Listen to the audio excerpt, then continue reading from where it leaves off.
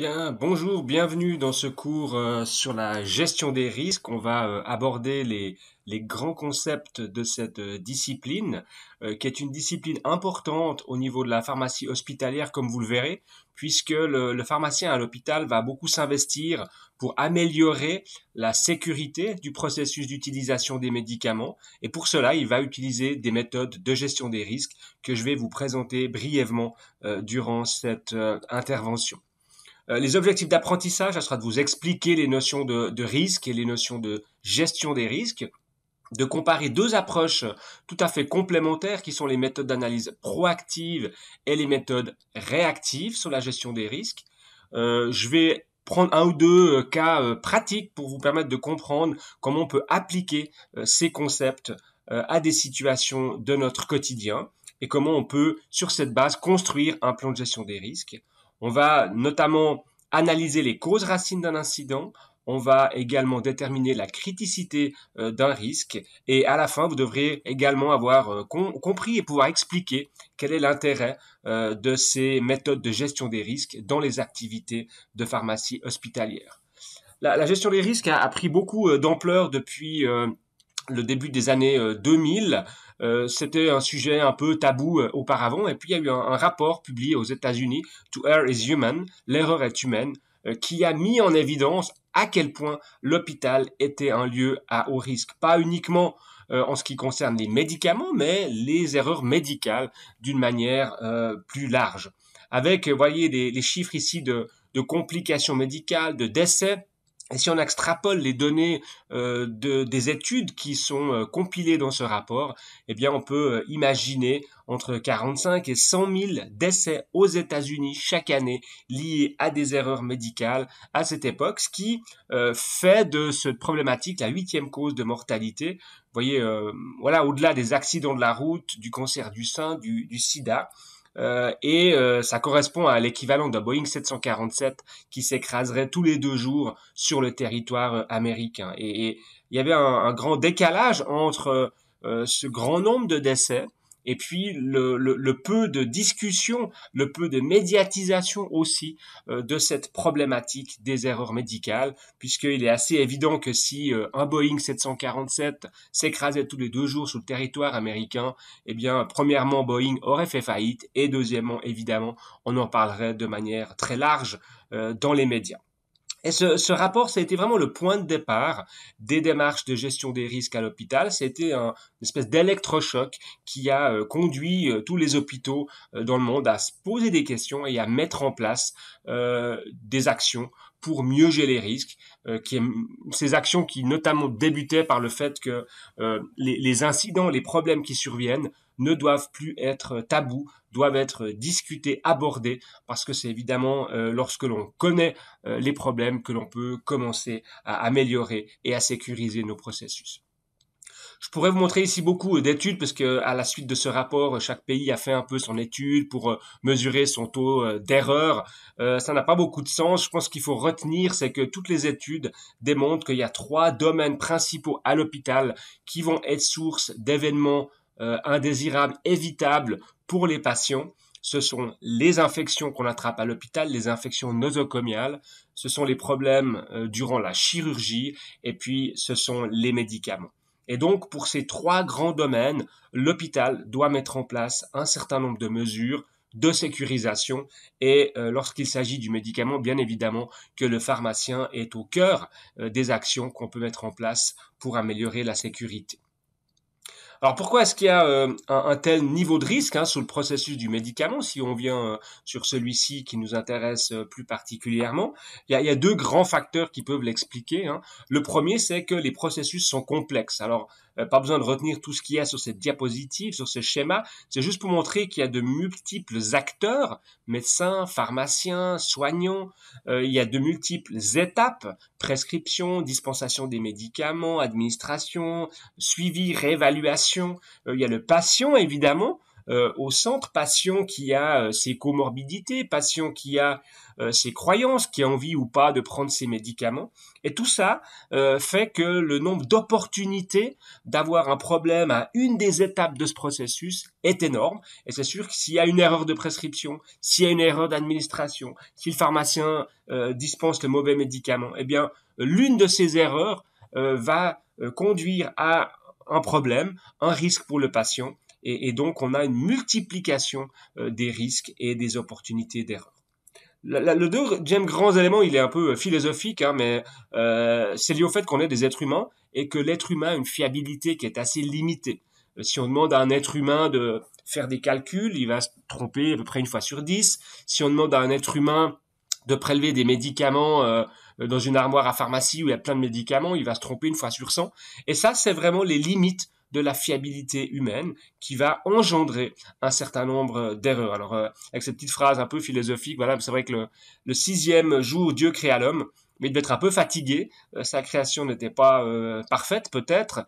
Et tant mieux, si on était tous parfaits, ça serait peut-être pas très drôle dans la vie. Par contre, quand il s'agit de sécurité des patients, eh bien, c'est problématique d'avoir ces problèmes de fiabilité. Et c'est notamment pour faire face à ce problème-là qu'on introduit progressivement de l'informatisation, de la robotisation, de l'automatisation dans nos processus.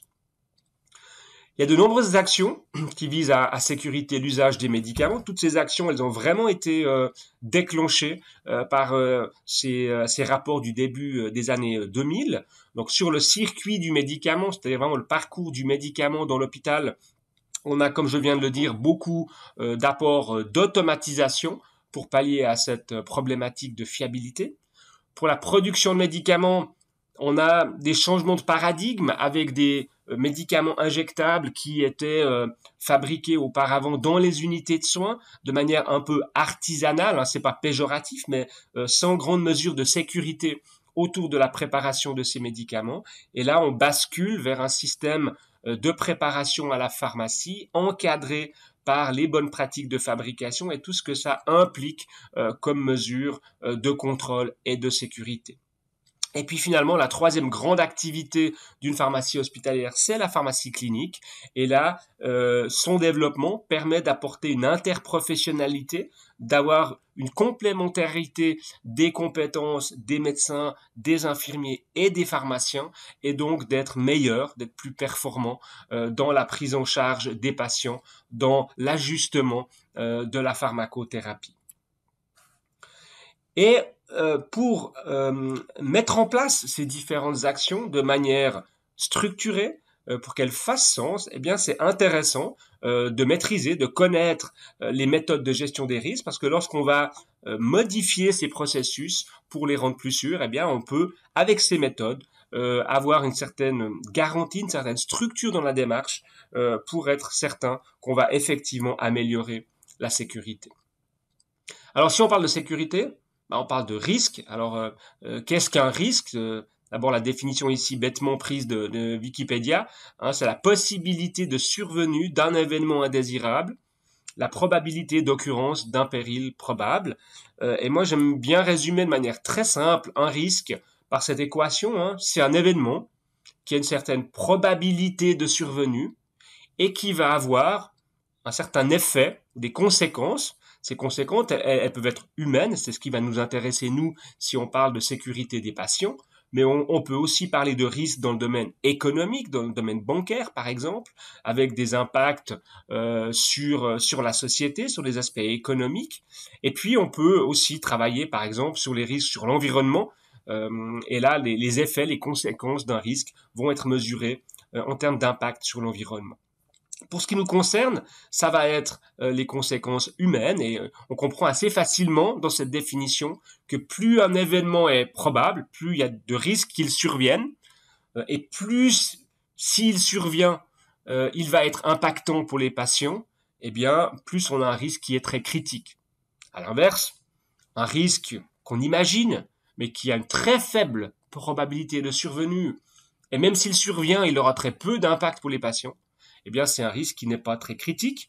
Et maintenant, si vous devez faire des choix d'actions, parce qu'on ne peut pas tout faire en même temps, eh bien, vous allez bien sûr d'abord prendre des actions pour essayer de mitiger, de réduire ce risque qui est plus critique que l'autre.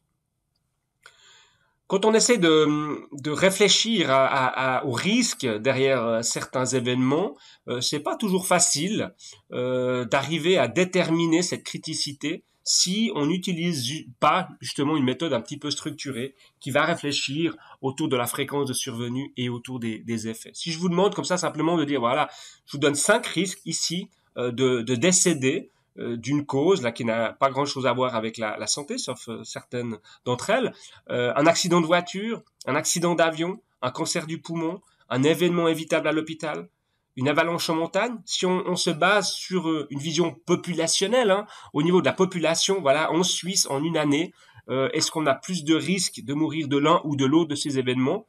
C'est pas forcément facile d'arriver à les classer. Je sais pas, je vous laisse un tout petit peu de temps là pendant que je parle pour essayer de faire votre classement. Réfléchissez en tout cas à qu'est-ce qui vous paraît le plus probable, qu'est-ce qui vous paraît le moins probable, sachant qu'ici c'est encore relativement simple, puisque les conséquences sont égales. Hein, sous l'équation fréquence fois conséquence, ici les conséquences sont égales, c'est de décéder. Donc la seule chose qui va varier, c'est la fréquence. Et donc la question que vous devez vous poser, c'est quel est l'élément le plus fréquent, quel est l'élément le moins fréquent. Et même ça, je ne sais pas à quel résultat vous êtes arrivé dans votre réflexion, même ça c'est relativement difficile. Et si je vous montre maintenant les résultats, pas certain que vous ayez eu ce classement, on voit que c'est le cancer du poumon. Vous avez à gauche là les statistiques au niveau suisse du nombre de décès par année. Ensuite, les événements évitables à l'hôpital. Donc on voit que c'est vraiment une cause assez fréquente, que c'est quelque chose de problématique sur lequel on doit travailler.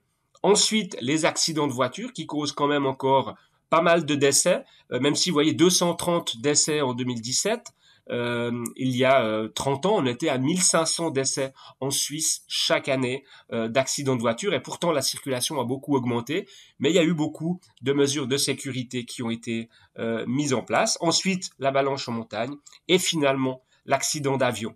L'aviation qui est peut-être quelque chose qui fait assez peur à un certain nombre de personnes, et pourtant une industrie extrêmement sûre. Vous avez ici les courbes en bas d'augmentation du nombre de passagers transportés chaque année. Et puis en haut à gauche, la réduction du nombre de décès chaque année. Et on voit qu'on a aujourd'hui un nombre de décès qui est assez faible. Et puis dans le cadran en haut à droite de la figure, vous voyez les probabilités de décéder accidentellement en fonction des moyens de transport. Et vous voyez le delta qu'il y a entre l'avion, la voiture et le scooter. Donc vous prenez beaucoup plus de risques en allant à votre travail en scooter qu'en prenant l'avion pour aller en vacances. Et on a aujourd'hui ces taux de fiabilité qui sont extrêmement impressionnants, hein, puisqu'il y a moins d'un accident pour 3 millions de décollages. Ça veut dire qu'il faut prendre l'avion tous les jours pendant 2740 ans pour avoir la chance, entre guillemets, de vivre un crash. Évidemment, on souhaite ça à personne. Alors voilà, ça paraît quand même extrêmement sûr. Après, évidemment, le problème, c'est que on peut aussi gagner la première fois qu'on joue. Hein, c'est un peu comme au loto. Donc tout ça, c'est des statistiques et cette inquiétude, elle demeure puisque de temps en temps, c'est vrai, il y a quand même un avion qui va avoir un accident. Donc on était sur des exemples assez simples avec des conséquences égales qui étaient le décès. Si maintenant je complique encore l'exercice et que je vous donne ici 5 nouveaux risques à classer du plus risqué au moins risqué, mais cette fois-ci les conséquences de ces risques sont différentes. C'est pas forcément le décès, donc prescrire de l'héparine au lieu de l'insuline, 2 médicaments à haut risque avec des indications très différentes et des risques assez élevés si on donne le mauvais. Administrer une chimiothérapie au mauvais patient. Donc voilà, un patient ne devrait pas recevoir une chimiothérapie contre le cancer et il la reçoit. Préparer une dose 10 fois trop élevée de diazépam, un sédatif. Injecter de la lidocaïne par voie intraveineuse au lieu de intramusculaire avec un risque cardiaque. Ne pas adapter la dose de metformine à la fonction rénale avec également un risque d'effet indésirable assez grave. Mais voilà, pas forcément le décès, donc fréquence, conséquence, c'est beaucoup plus difficile dans ce cas-là.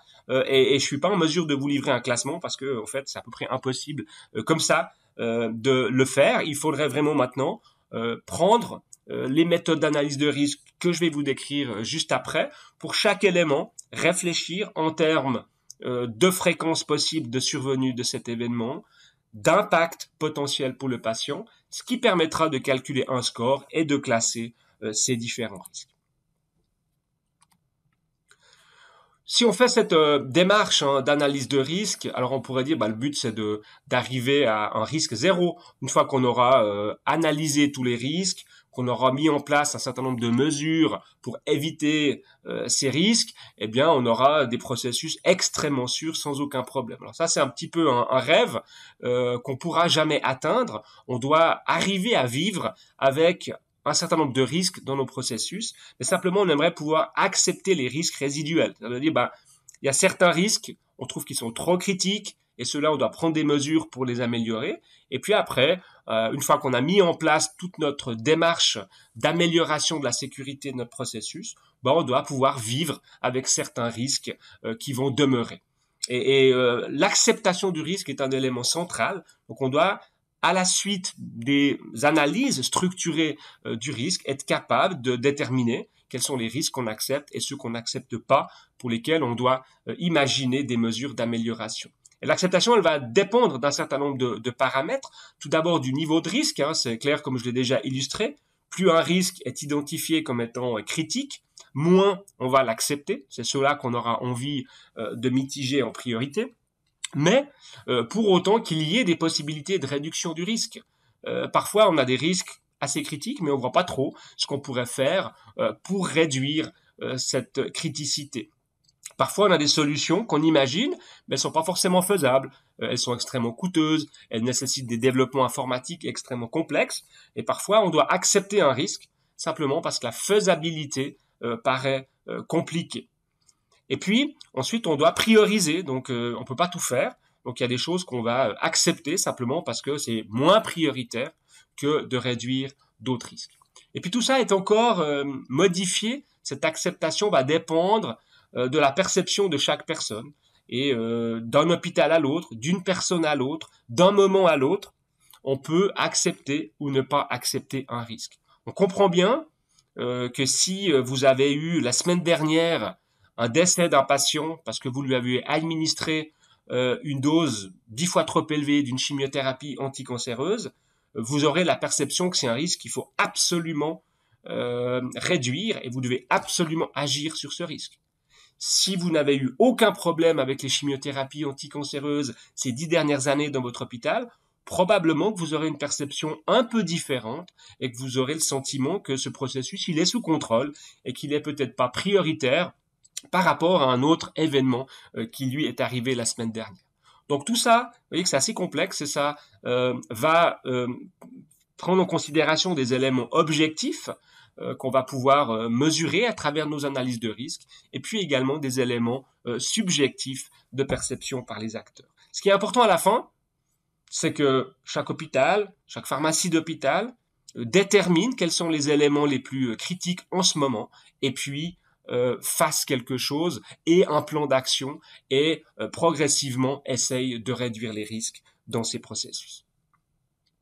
Quand on parle de gestion des risques, donc de quoi s'agit-il? Donc c'est une discipline qui va identifier, évaluer, prioriser les risques qui sont relatifs aux activités de l'organisation. Donc en ce qui nous concerne, la gestion des médicaments à l'hôpital, mais on peut également faire le même travail en officine, quelle que soit la nature ou l'origine de ces risques, pour les traiter méthodiquement, de manière à réduire la probabilité des événements redoutés et réduire l'impact éventuel de ces événements. Donc on a vraiment la notion de ces 3 étapes. Il faut identifier les risques, il faut évaluer quels sont les plus critiques et ensuite prioriser des actions avec une approche méthodique. Donc on a vraiment une méthode qui nous aide à faire ce travail. Et puis on voit qu'on va travailler sur les 2 paramètres déjà évoqués, que sont la probabilité et l'impact. Et on peut résumer cet aspect vraiment là. Quand on va réfléchir à des actions pour réduire les risques,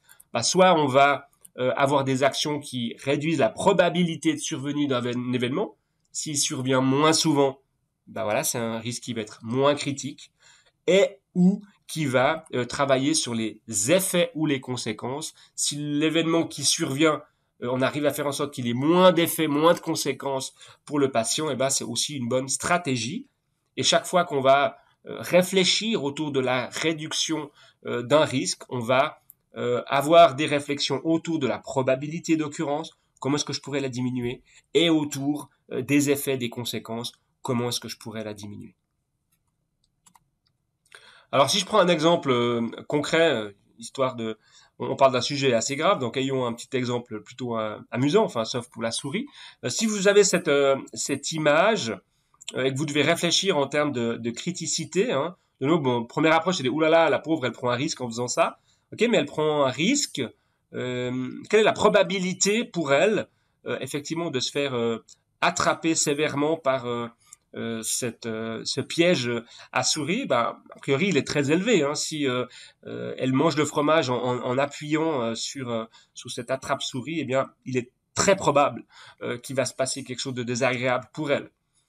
Quelles sont les conséquences de ça? Ben, c'est un engin quand même assez meurtrier pour les souris, c'est pour ça qu'on l'a développé. Donc les conséquences, a priori, elles vont être très élevées. Donc là, on voit que cette souris prend un risque extrêmement critique, puisque potentiellement, l'événement qui va survenir, il est très probable et il va avoir des conséquences importantes pour elle. Alors la souris, elle peut développer des stratégies. Hein. L'une, ce serait d'éviter complètement ce risque, mais elle a quand même bien envie de ce bout de fromage. Donc on pourrait imaginer qu'elle développe cette stratégie-là. Et là, la question, voilà, cette stratégie de gestion des risques que cette souris nous propose, est-ce qu'elle va impacter sur la probabilité de survenue de l'événement ou est-ce qu'elle va impacter sur la conséquence? Et là, on voit très bien que ça va pas réduire la probabilité. Hein, si elle s'approche de ce morceau de fromage, il est tout autant probable que l'attrape-souris se déclenche.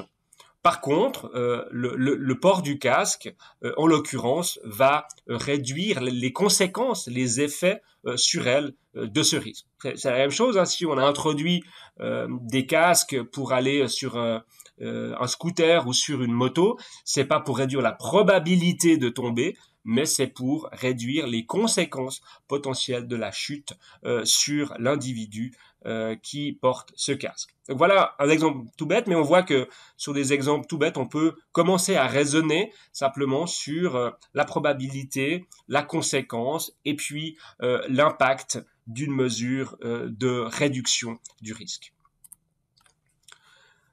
On a vu identifier, évaluer, prioriser. Hein, donc, lorsqu'on met en place une stratégie de maîtrise des risques, on va vraiment travailler sur ces trois étapes. Identifier, ça veut dire essayer de comprendre, de trouver les sources de défaillance. Qu'est-ce qui pourrait faire qu'un risque se réalise? Évaluer, c'est vraiment rechercher les causes de manière précise et estimer l'impact. Qu'est-ce qui va se passer? Quelles sont les conséquences pour le patient si ce risque se réalise, et puis prioriser. Une fois qu'on a listé les risques, qu'on a évalué quels étaient les plus critiques, eh bien on peut imaginer des actions, voir quelle est leur faisabilité, mettre des priorités, et puis on va avoir vraiment à la fin un plan d'action qui nous permet d'agir sur nos processus et de les améliorer.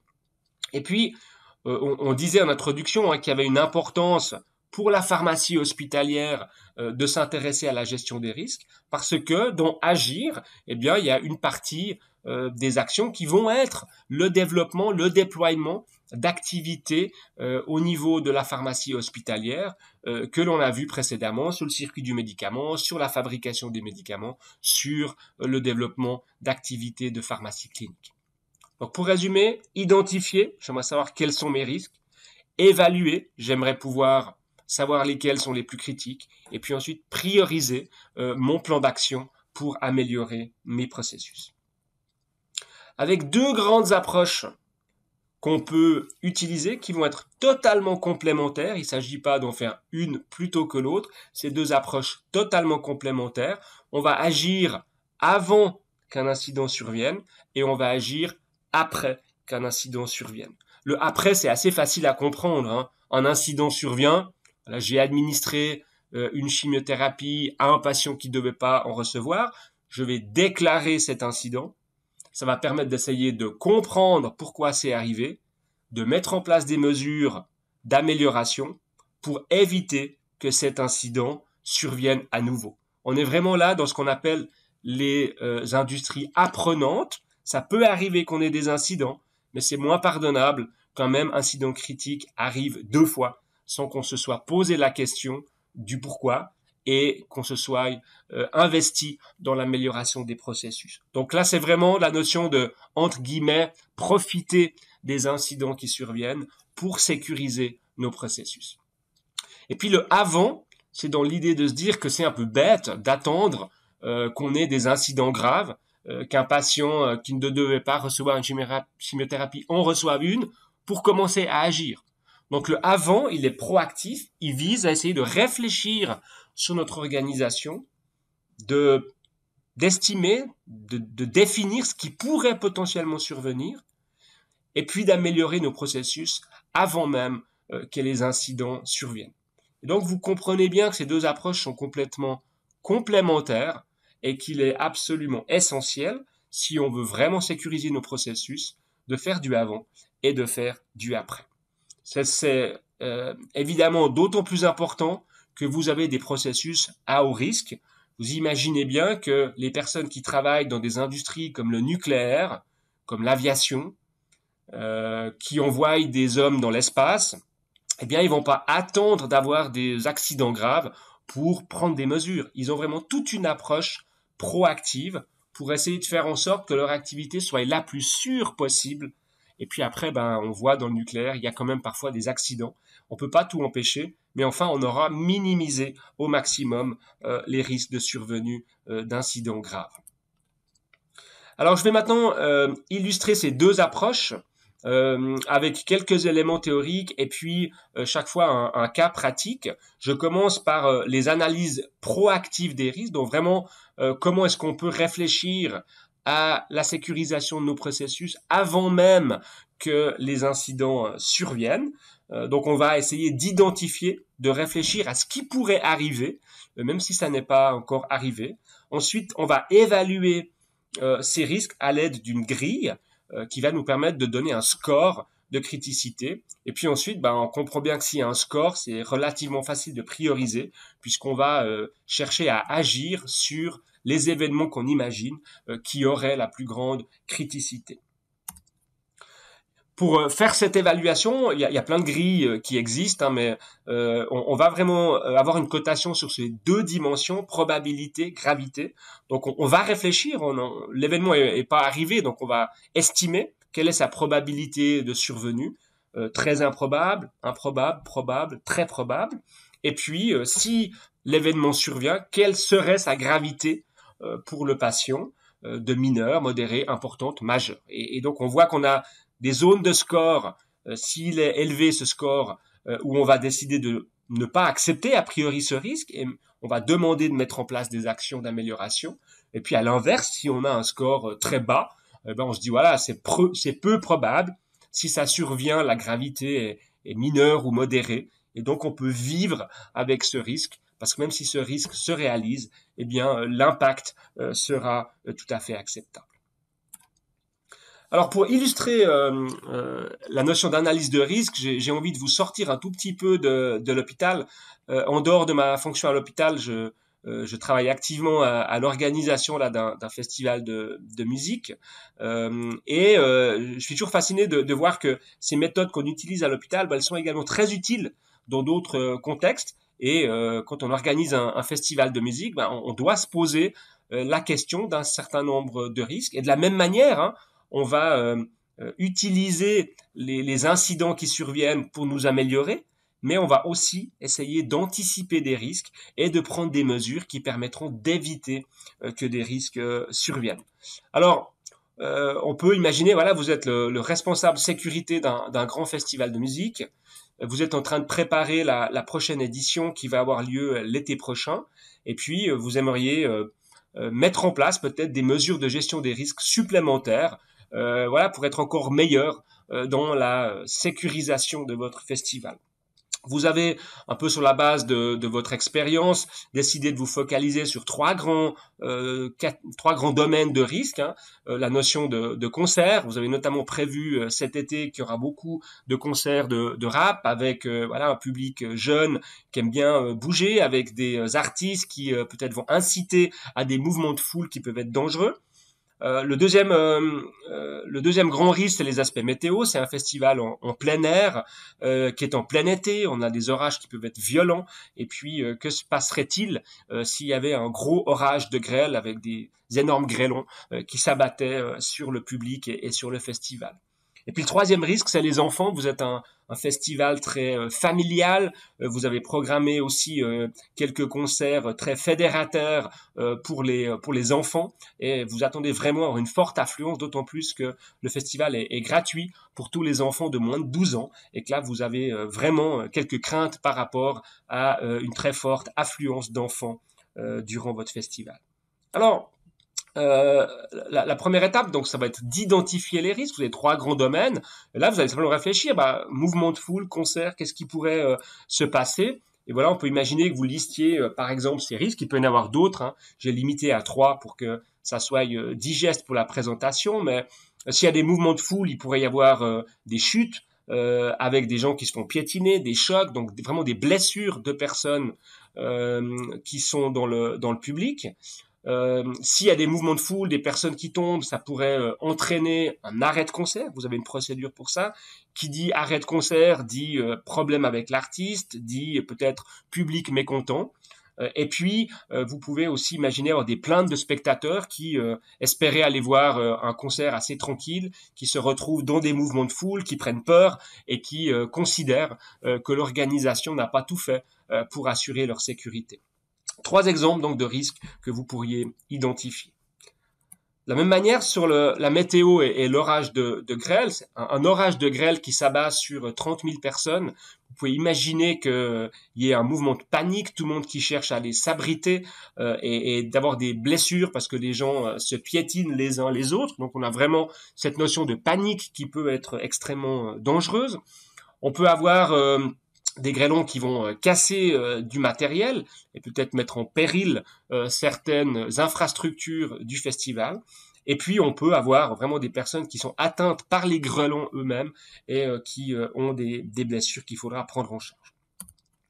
Pour les enfants et leur nombre très élevé, vous imaginez quelques risques. Donc tous les enfants qui veulent aller au premier rang du concert et qui pourraient avoir des blessures liées à la compression. Vous pourriez avoir des enfants qui vont se perdre sur leur terrain avec tout ce que ça peut impliquer comme panique et comme angoisse pour les enfants et pour les parents. Et puis des enfants de très jeune âge qui vont un peu trop près des sources de son avec un son qui pourrait peut-être être très fort et qui vont avoir des problèmes d'audition. Donc voilà des exemples, hein. Dans votre réflexion, vous aurez pris votre papier, votre crayon, puis vous aurez réfléchi à ces risques. Maintenant que vous avez identifié tous ces risques, il faut un petit peu prioriser. Et pour prioriser, comme on l'a vu, il faut maintenant donner une criticité à chacun de ces risques en utilisant la grille qu'on a évoquée tout à l'heure. Donc on va pas pouvoir faire l'exercice là de manière détaillée, hein, mais pour chacun des risques, on va se dire quelle est la probabilité de survenue de ce risque et s'il survient, quelle va être sa gravité.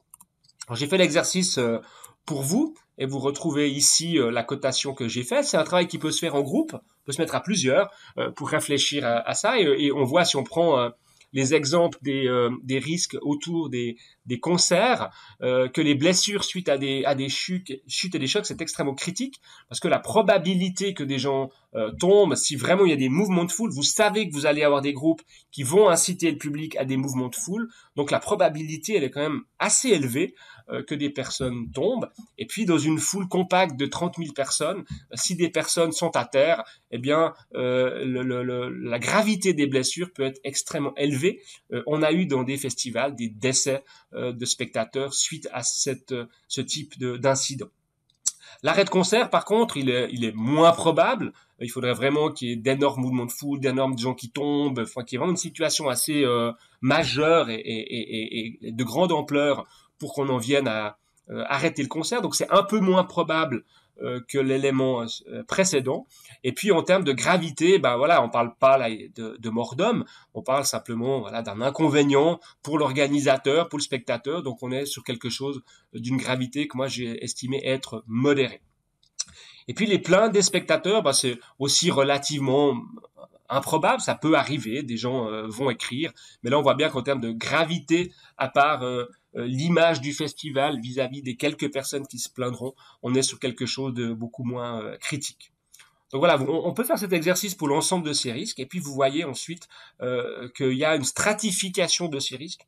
Il y a des risques qui sont plus critiques que d'autres, et on va donc pouvoir réfléchir à des actions prioritaires sur ces risques qui sont plus critiques. Donc là, j'ai de nouveau pris quelques exemples, un exemple par grande catégorie, avec un certain nombre d'actions que vous pourriez mettre en place.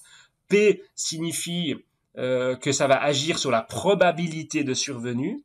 G, ça signifie que ça va permettre de travailler sur la gravité, réduire la gravité et les conséquences. Et puis, le score, vous voyez qu'il a évolué. Blessure suite à des chutes, chocs, on est passé de 12 à 9 avec les actions qu'on propose. Ça veut dire que ça reste un risque quand même majeur, même avec des actions qu'on pourra mettre en place. Alors que sur les autres risques, on voit qu'on arrive à passer sur des risques qu'on considère être modérés une fois qu'on a pris ces actions. Sur l'exemple du concert et des blessures, vous pouvez travailler sur la prévention, faire des messages, d'éviter les mouvements de foule, au niveau de la présentation avant le concert, sur des écrans géants, que sais-je. Genre, ça aura peut-être un petit impact si les gens ils ont vraiment envie de bouger, ils vont peut-être pas forcément écouter ces messages. Donc on a considéré qu'il y avait pas tellement d'impact quand même sur la probabilité. Le score n'a pas changé en tout cas. Et puis par contre, on peut essayer de travailler sur la gravité avec notamment des observateurs qui vont vraiment regarder s'il y a des gens qui tombent, permettre à des équipes sanitaires d'intervenir extrêmement rapidement en cas de problème, et puis vraiment d'avoir une procédure qui permet de manière très rigoureuse d'arrêter le concert si on voit qu'on a un événement grave. Et ça, on estime que ça permet de réduire un tout petit peu les conséquences du risque, de passer d'un score de 4 à un score de 3. Voilà donc comment on peut travailler avec ces risques, et puis après voilà, on décide d'accepter ou pas. Si on estime que c'est pas acceptable, peut-être qu'il faut pas programmer des groupes de rap, ou peut-être qu'il y a encore d'autres mesures qu'on peut imaginer. Si on estime que c'est acceptable parce que c'est quand même important d'avoir ce type de musique dans notre festival, voilà, il faut accepter et vivre avec ce risque en mettant en place les différentes mesures de réduction des risques qu'on a prévues. Voilà un tout petit peu pour cet exercice. Vous voyez que ça s'applique très bien à d'autres domaines que notre domaine de la santé, mais évidemment, on va faire le même exercice avec la même méthodologie sur des risques au sein de nos hôpitaux, au sein de nos pharmacies. Le deuxième volet, la deuxième grande méthode, donc c'est le après, une fois que les incidents sont survenus. Sur la base d'une déclaration d'incident qu'il va falloir encourager, eh bien, on va utiliser d'autres méthodologies qui là vont essayer d'analyser les causes racines, essayer de comprendre pourquoi, qu'est-ce qui a favorisé la survenue de cet incident, et puis évidemment dans la priorisation et dans les actions qu'on va mettre en place, on va essayer d'éliminer ces causes racines pour éviter que cet incident puisse survenir à nouveau dans le futur. Alors la déclaration d'incident, c'est l'élément central, c'est l'élément déclencheur. Et là, c'est un domaine quand même qui est assez compliqué, puisque ça veut dire qu'il faut inciter des personnes qui ont commis une erreur à dire, voilà, j'ai commis une erreur, et ça serait intéressant qu'on puisse analyser ce qui s'est passé pour améliorer le processus. Et on voit bien que quand il va y avoir erreur, il y a deux approches possibles. Une approche simpliste, c'est l'approche qu'on a beaucoup eue par le passé, qui est de dire que la faute, c'est à la personne qui a commis l'erreur. Une infirmière se trompe en administrant un médicament, c'est une mauvaise infirmière, et la solution, il suffit de la sanctionner, voire de la licencier pour résoudre les problèmes. Aujourd'hui, on s'est rendu compte que ça n'est pas ça, ça n'est pas aussi simple, qu'on commet tous des erreurs, et que c'est souvent plutôt l'organisation, l'environnement et plein de facteurs contributifs qui vont faire qu'on va se tromper. et que si aujourd'hui c'est l'infirmière Sophie qui commet cette erreur, c'est pas parce que Sophie est mauvaise, parce que demain, ça peut être l'infirmier Pascal qui va commettre exactement la même erreur dans les mêmes conditions. Et donc, on doit complètement changer notre paradigme, changer notre manière de voir les choses en termes de gestion des risques, arrêter de punir les individus et vraiment réfléchir de manière systémique, de manière organisationnelle sur nos processus. Et à partir du moment où on enlève cette peur de simplement punir la personne qui a commis l'erreur, eh bien, ça devient beaucoup plus facile pour les professionnels de déclarer leurs incidents afin qu'ils soient analysés. Donc, il y a tout un changement culturel qui est très important. Et après, c'est très simple. On a, comme vous le voyez ici, une application sur notre intranet qui va permettre à tout un chacun d'aller déclarer un événement. Et ça va être envoyé à un groupe qui va analyser cet incident et qui va voir comment on peut améliorer l'organisation des processus. Pour analyser un incident, on va utiliser cette méthode d'analyse des causes racines. Donc on va réfléchir sur l'incident qu'on aura pu décrire de la manière la plus précise possible. On va réfléchir aux causes liées à ces grands domaines qui pourraient qui ont pu vraiment favoriser la survenue de cet incident. Alors, il y en a qui sont liés aux patients, hein. C'est sûr, les patients, ils ont des aspects d'état de santé, d'attitude, problèmes de communication, ils parlent peut-être pas forcément français, ils ont peut-être pas forcément envie de prendre les médicaments. Il y a des aspects liés à l'environnement de travail, les horaires, la charge de travail, l'éclairage dans les pharmacies ou dans les locaux, le bruit, les interruptions, l'ergonomie de la place de travail. Tout ça sont des éléments qui peuvent favoriser la survenue d'erreurs. Les aspects liés au matériel, on avait un matériel mais il était en panne, l'organisation du stockage, la maintenance du matériel, etc. Il y a des aspects liés aux soignants. On peut avoir effectivement des problèmes de savoir, de savoir-faire, de savoir-être de certaines personnes. Il peut y avoir des aspects de fatigue, de formation, de santé. Des aspects liés à la tâche ou à l'activité. Est-ce qu'on a une instruction de travail, un document qui m'explique exactement comment je dois faire mon travail, comment l'activité a été conçue, organisée, planifiée. Il y a des aspects liés aux interactions entre les personnes, par exemple au sein de l'équipe soignante. Est-ce que l'équipe s'entend bien, combien il y a de personnes, quelles sont les compétences qu'on a, quels sont les moyens de communication, est-ce qu'il y a des conflits, etc. Et puis finalement, tout ce que l'institution met en place, tout ce que les managers mettent en place en termes de politique qualité, de gestion des risques, de formation, qui peuvent aussi plus ou moins faire en sorte que des incidents surviennent. Alors voilà, chaque fois qu'on a un incident, on va se mettre ces catégories et puis on va voir quels sont les éléments contributifs qui ont pu favoriser la survenue de cet incident et quels sont parmi ceux-ci ceux qu'on pourrait réduire ou éliminer de notre environnement. Alors je prends également ici un cas pratique, je reviens cette fois-ci à l'hôpital pour cet exemple. Vous êtes pharmacien responsable qualité au sein d'une pharmacie hospitalière, vous avez reçu dans le système de déclaration d'incident un incident là qui est survenu dans le service de transplantation. Et puis, sur la base du déroulement des faits qui est décrit ou que vous avez pu reconstituer en discutant avec les personnes qui ont déclaré l'incident, eh bien, vous devez lister les causes racines et puis vous devez proposer des actions de réduction du risque. Alors, l'incident est le suivant. Donc, c'est une infirmière qui travaille pour la première fois dans le service de transplantation. Il y a un manque de personnel. Donc, c'est un peu une remplaçante qui va dans les services qui en ont besoin. Elle connaît pas très bien le domaine de la transplantation. Elle a eu une journée bien chargée, hein, pas trop de personnel en ce moment, beaucoup de patients, donc elle est bien fatiguée et juste avant de partir, elle se rend compte qu'elle a oublié de préparer une perfusion de cyclosporine pour un de ses patients. La cyclosporine, c'est un immunosuppresseur qu'on utilise après les greffes d'organes. Donc elle se dépêche de préparer cette perfusion, elle le fait un petit peu en vitesse dans le stress et d'administrer parce qu'elle n'a pas tellement envie de laisser du travail à sa collègue. Sa collègue est pas super sympa avec elle. Elle fait pas mal de reproches, donc elle n'a pas envie de lui donner encore une nouvelle occasion de lui faire des reproches. Elle a une prescription de 150 mg de cyclosporine qu'elle doit administrer sur une durée de 4 heures sous forme de perfusion dans une poche de NaCl à 500 ml. Elle va dans la pharmacie d'unité de soins. Vous avez ici l'image du stock des médicaments injectables. Elle est très remplie, mal rangée, pas très bien éclairée. Enfin, c'est pas très ergonomique. Finalement, elle trouve le Sandimain. Il est à droite sur l'étagère en bas là, qui est disponible sous forme d'ampoule à 50 mg pour 1 ml. Donc, c'est des ampoules de 1 ml qui contiennent 50 mg de principe actif. Elle a une prescription de 150 mg. Donc, elle prend 3 ampoules.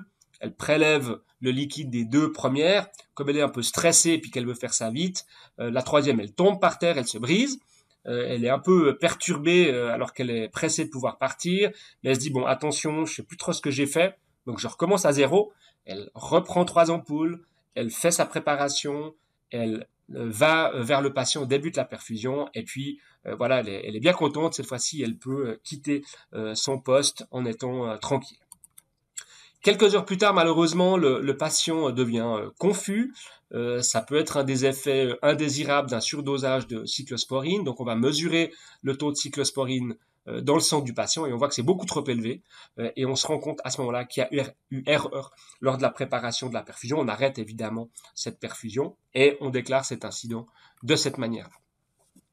Quand on réfléchit un tout petit peu et qu'on analyse ce qui a pu se passer, on se rend compte à ce moment-là que l'hypothèse la plus probable, c'est que l'infirmière, lorsqu'elle a refait sa préparation, elle était tellement stressée qu'elle a pris la boîte de Sandimain sur l'étagère sans se rendre compte qu'en fait, il y a 2 tailles avec 2 dosages différents de Sandimain. Vous voyez ici au milieu les boîtes de ces ampoules qui, hormis leur taille, se ressemblent quand même très fortement.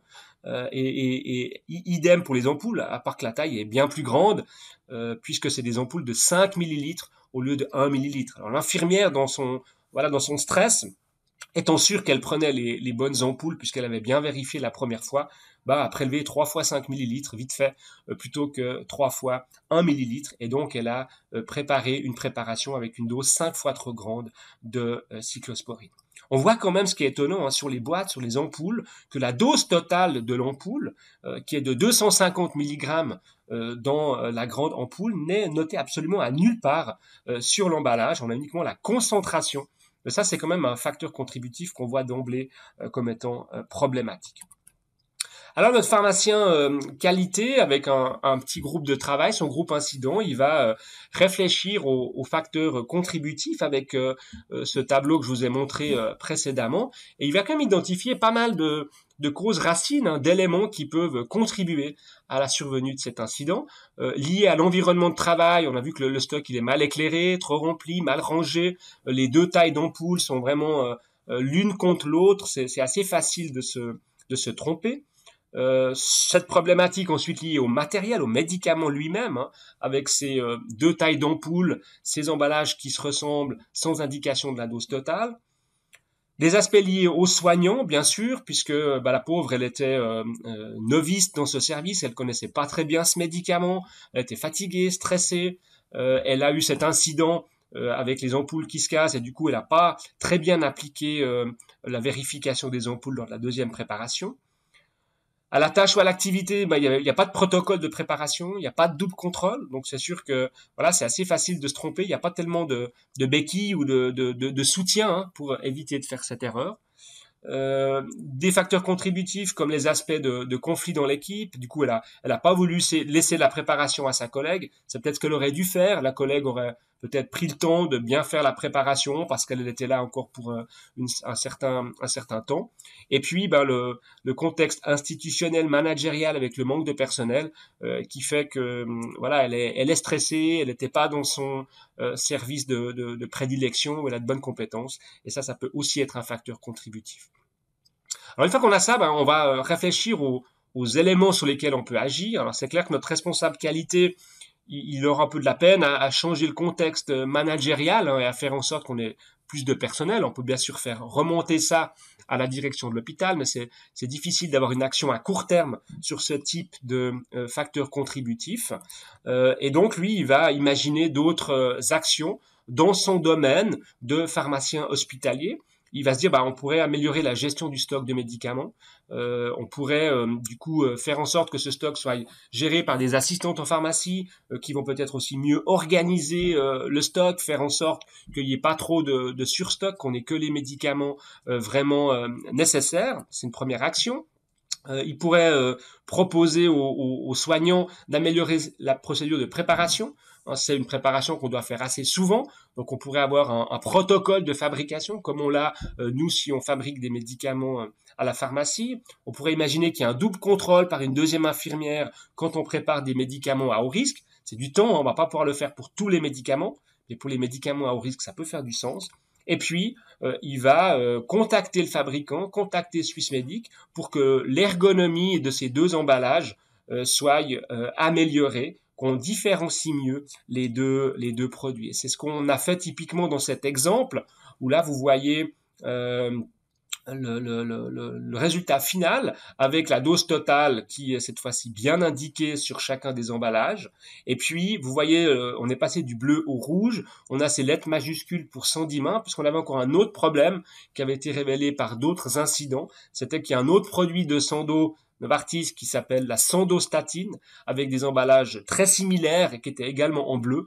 Donc là, on a demandé à Novartis également de mieux différencier le Sandimain de la sandostatine. Et là, on voit qu'on peut vraiment faire changer un certain nombre de choses auprès du fabricant. Ce changement ne va pas forcément faire en sorte que le risque soit zéro. On pourrait reprendre notre grille de probabilité et de conséquences pour voir où on en est en termes de score de risque. On va pouvoir toujours se tromper, mais il y a quand même moins de risques. On va réduire la probabilité de commettre à nouveau cette erreur. Voilà, j'en arrive à la conclusion de ce cours. J'espère avoir pu démontrer que la gestion des médicaments à l'hôpital, c'est clairement un processus à haut risque, que l'amélioration de la sécurité passe par une démarche un peu structurée. On peut bien sûr toujours améliorer nos processus, mais si on n'a pas des méthodes un peu structurées de gestion des risques, c'est quand même un peu plus difficile d'avancer de manière cohérente, de vraiment choisir les actions qui paraissent les plus prioritaires à mettre en place en premier. C'est vraiment important de combiner ces deux approches, donc le réactif sur la base des incidents qui surviennent, et puis le proactif dans l'idée de ne pas forcément attendre qu'un incident survienne pour analyser nos processus. Et pour ça, on a des méthodes, analyse de risque pour les approches proactives, déclaration d'incidents et analyse de causes racines pour les approches réactives. La pharmacie hospitalière, et c'est pour ça qu'on vous en parle dans ce cours, elle contribue vraiment de manière très forte à la sécurisation de l'utilisation des médicaments. Bien sûr, pas seul, c'est pas le pharmacien tout seul qui va améliorer les processus. Il y a un énorme travail qui est fait en collaboration avec les médecins et avec les infirmiers.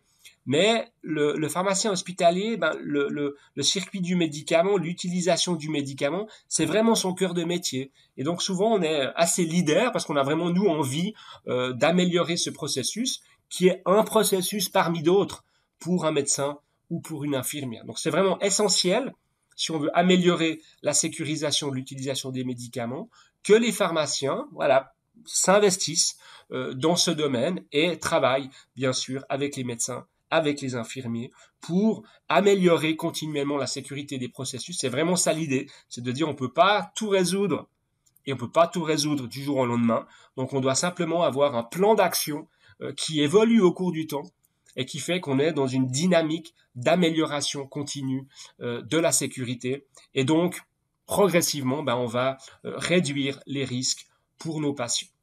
Voilà un tout petit peu ce que je voulais vous dire pour ces démarches. Je suis volontiers à votre disposition par email si vous avez des questions par rapport à cet enseignement. Merci.